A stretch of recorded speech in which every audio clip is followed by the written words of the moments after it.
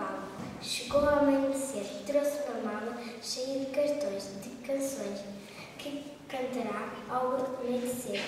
Veio da sua limusina, sozinha com as canções, presas nos papéis, e as estrelas no céu, presas no papel, na luz da mala.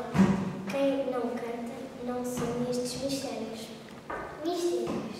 A bailarina veio do palco, chegou de tarde, trouxe uma mala cheia de músicas que dançaram na noite. Veio na sua limusina, sozinha com a sua cabeleira, presa na sua roupa. E as estrelas no céu, presas acordadas na luz da noite. Quem não dança toda a noite, não sonha estes mistérios.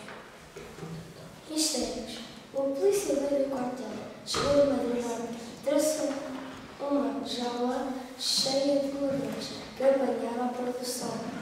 Veio o seu caminhão sozinho com os ladrões, trancados na jaula, e o sol no céu presumia na luz da tarde. Quem não prende ladrões não desvia destes mistérios. Mistérios. O treinador veio do campo de futebol, chegou à noite, trouxe uma rede cheia de bolas, que nos irá jogar.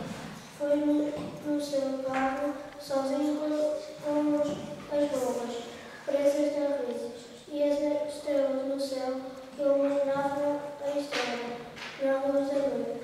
Quem não escuta bolas, não sabe estes mistérios.